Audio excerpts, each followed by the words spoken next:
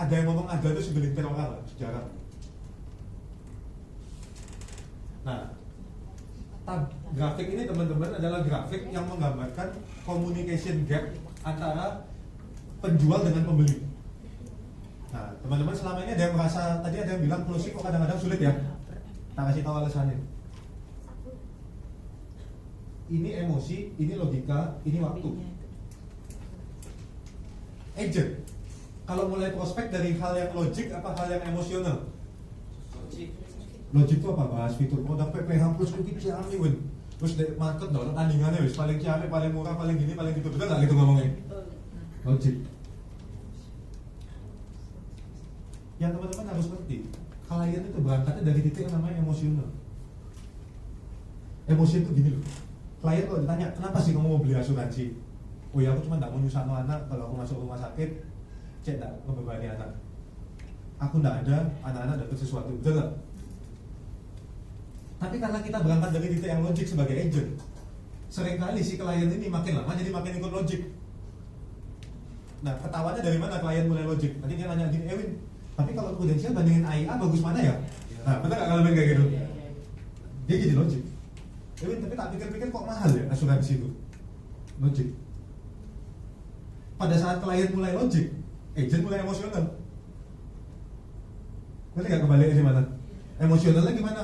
Agent mulai ngomong gini nih, wah orang ini kok kuat ya? Closingnya kok susah ya bahasanya? Kok dia ini kuat katanya ngomper-ngomper be kompetitor ya? Akhirnya agentnya sedih, merasa down, merasa ditolak. Terus akhirnya kliennya ngomong gini nih, Win, aku tak runding sama istriku dulu ya. Terus besok ditanya leadernya, dia apa kemarin prospeknya? Wah, gak closing kok. Ya aku kemarin boys dia mau runding sama istri nih. Loh, emang orang gak berhak rundingan kan? Ngerti gak maksudku? Berhak gak sih dia rundingan? Cuma agent kan pikiran jeleknya langsung apa? Terus gak closing ini. Sebenarnya gampang antisipasi teman-teman. Coba aja. Ini angel tapi nanti sering berjalan waktu pasti bisa. Aku ngetes soalnya. Kalau prospek, terus jangan ngomong fitur produk tutupan. Terus ngomong gini. Kok intinya kamu pengen nyari asuransi itu kalau boleh tahu kenapa sih? Walaupun naik sakit pokoknya gak mau keluar duit. Oh ya wes. Kebetulan di Prudential ini ada memang program yang sangat cocok dengan kebutuhanmu. Pokoknya intinya kamu sakit gak keluar duit 1 ripis pun. Ini gak mahal, gak usah khawatir. Nek bener ada manfaatnya gini, kamu ambil gak? Kuncinya di depan. Ambil dulu gak ngomongin? Kalau ada program yang bisa protect kita punya penghasilan, bisa jagain kita punya penghasilan, bisa jagain kita punya aset, mau ambil gak? Kalau ada bener, anggap tadi bank nawarin kayak gitu, ambil gak? Kalau udah dikunci secara emosional kayak gitu, ya udah ini buat kebaikan keluarga lo ya. Paling dia nanya gini, berapa sih sebulannya? Dia sebut no sekian. Manfaatnya apa sih detailnya? Sebut no.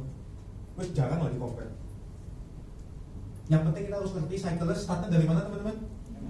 Penuhin dulu kebutuhan emosinya nasabah. Kasih dia ketenangan bahwa kalau punya program ini pasti aman guys. Kalau teman-teman start bisa mulainya dari sini, tak rasa selama orang tuh punya duit, premi itu nggak terlalu jadi masalah. Premi nggak terlalu jadi soal, dia juga nggak akan terlalu compare sama kompetitor.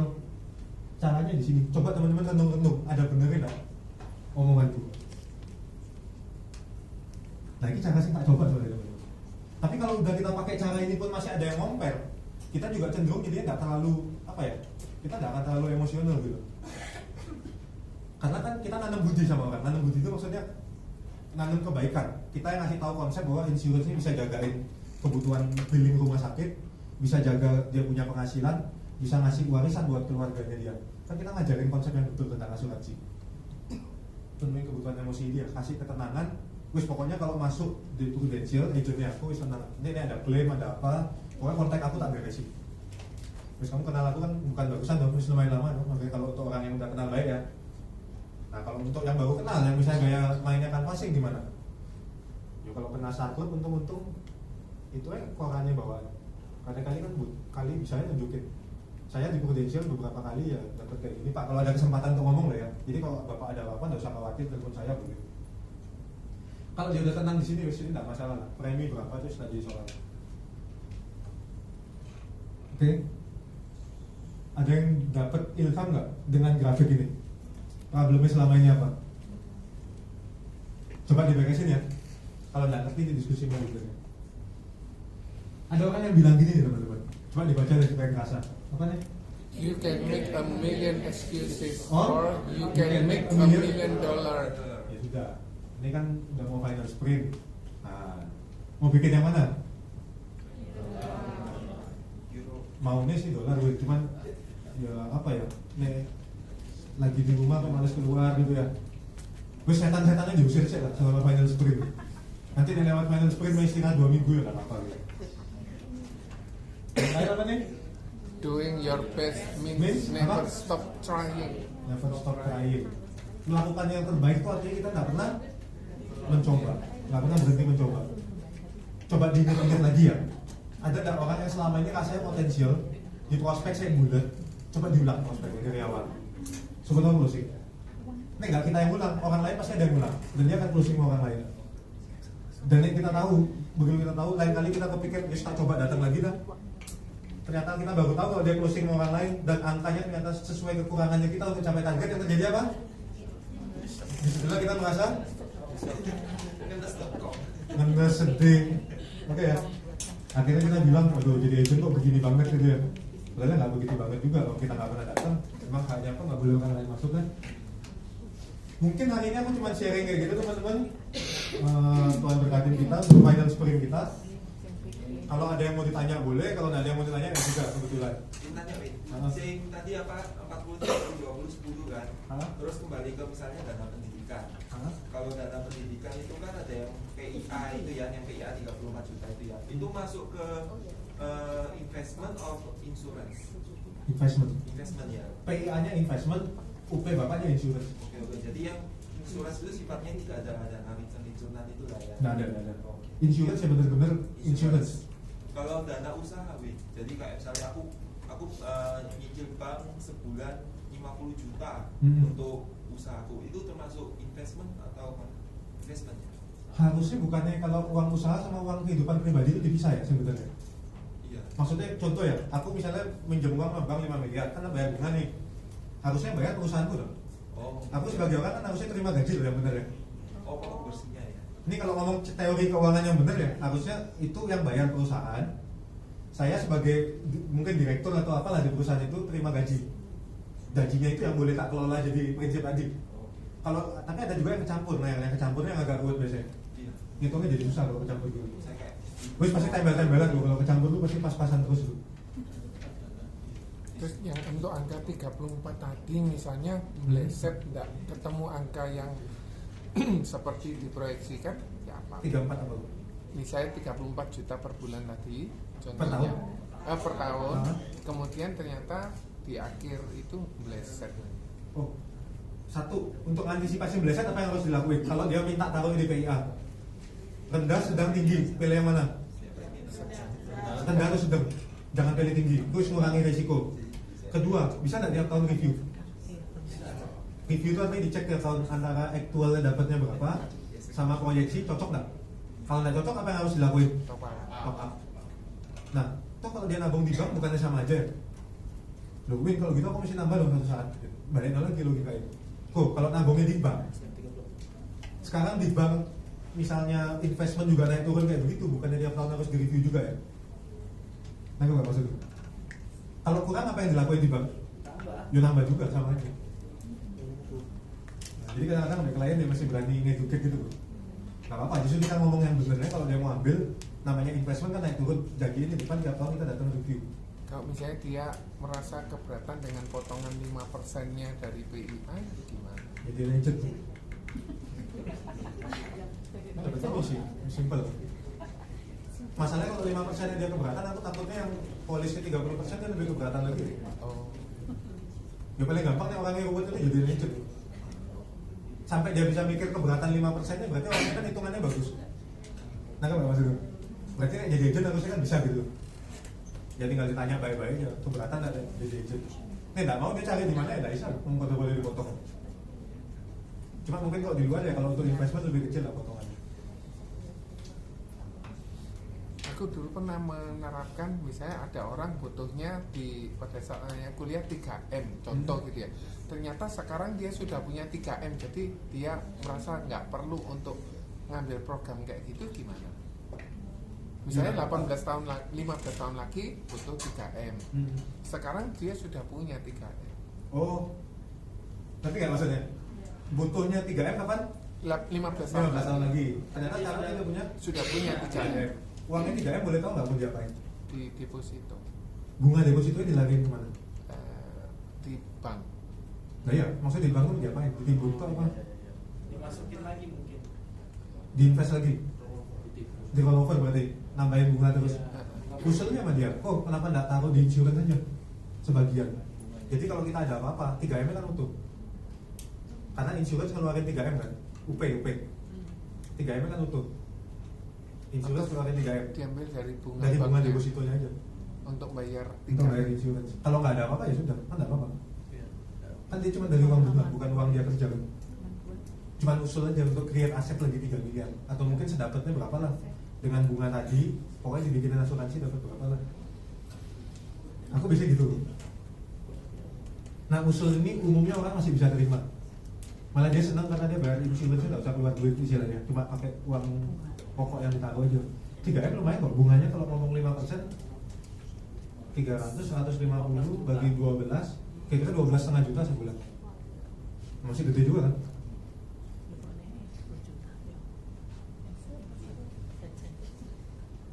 Kebayang teman-teman ya, dari bunga deposito, kalau kita bisa ngomong sama orangnya, bunganya itu suruh bukain asuransi lumayan juga loh hasilnya itu. Yang KMK ini kapan kita kan kita yang nanti akan bikin proposal, bikinnya yang LP atau yang CCP itu gimana? Situasional ya, dia dari riwayat keluarganya di mana, cukup sehat apa enggak, kedua budget kebentuknya kan. Sebenarnya prinsipnya kalau secara budget nggak bermasalah ya CCP pasti lebih aman, resiko apapun kan di cover. Yang jadi masalah kalau secara budget bermasalah ya mau nggak mau kan pakai lintem daripada nggak ada kan, karena mikir bodohnya gini lah, kalau dia sakit beratnya sampai nggak bisa kerja, ya ujung-ujungnya kan pasti berangkat juga gitu. Ini ngomong elek loh ya, maksudnya kira-kira kan gitu kalau mau diomong jelek gitu. Tapi kan baik klien jangan ngomong kayak gitu lah, dikira doain dia berangkat kan repot kayak gitu. Jadi awal-awal ya kan yang maju dulu ya CCP dulu ya. Setelah itu Kalau kira-kira orangnya mampu, CCP juga good idea kok. Itu lebih aman sih kalau CCP karena dia sakit pun nggak keluar kan. Cuma minimal lintem lah kalau maksudnya nggak punya duit buat CCP. Terus tanya lagi, yang tadi kamu bilang kan pertanyaan pentingnya kan kalau bank datang bilang kamu naik 2%, kamu tetap bayar nggak? Orang jawab enggak. Nggak bayar, kita mau lakuin apa? Ya tidak. Asumsi semua bank sama. Oh, asumsi semua bank. Asumsi kamu udah keliling semua bank, mis bank itu yang paling murah. Tapi dia ngomong harus naik 2%. Bayar nggak? Sebenarnya kan posisinya mau nggak mau karena dia butuh uang puterannya kan. Nah itu loh. Jadi kita cuma nyadarin bahwa asli loh, kamu dipaksa oleh bank loh, kamu jadi punya duit gitu. Cuma nek iki sing datang ke jasa asuransi kamu ngomongnya kan nggak punya duit gitu. Ya cuma nyaman logika gitu loh aslinya.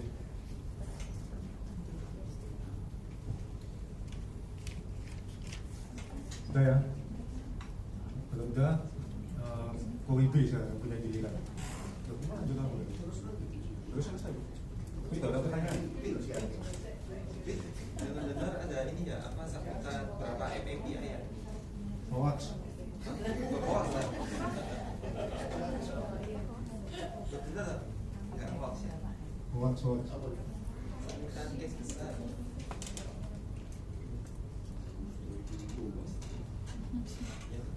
Kalau sampai mana hoax itu? Yuk, ada apa lagi nggak yang kepikiran? Ini sampai jam berapa ya? Sampai jam 5. Oke gini, di sini ada berapa leader ya di ruangan ini? Coba aku pengen tahu. 1, 2, oh baik, 1, 2, 3, 4, 5, 6, 7, 8, 9. Ada 9 ya? 9. Yang agent mana aja yang agent?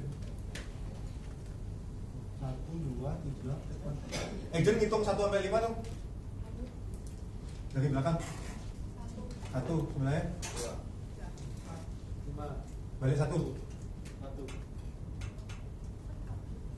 Yang udah gitu 5 ketemu 5 ya. Kita tunggu. Oke. Sekarang teman-teman yang ngejar minggir dulu. Ayo, minggir. Ujung ngalami pemandangan yang ngejar. Cari tempat di pinggir-pinggir. 5 ketemu 5, 4 ketemu 4, 3 ketemu 3, 2 ketemu 2, 1 ketemu 1. Udah? Udah.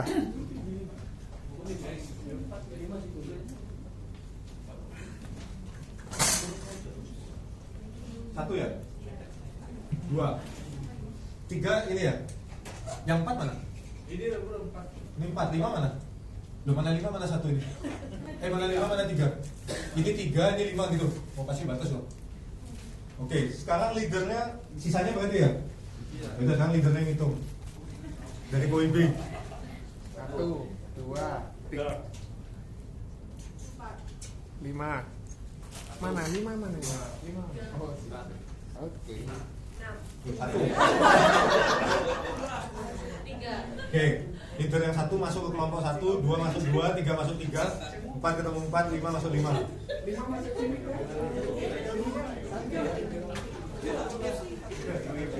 Satu sini kok, depan kok.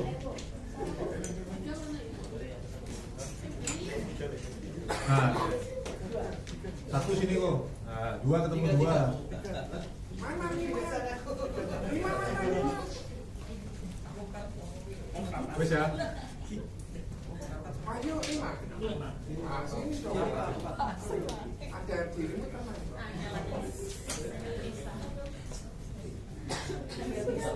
Oke. Sekarang kalau sudah cari tempat duduk yang enak tiap-tiap kelompok. Nah, nek sudah dapat tempat duduk yang enak, coba bahas rencana kerja teman-teman selama final sprintnya dari leader yang ada di situ gimana? Ada pertanyaan nggak? Duduk ya. Habis ini, bikin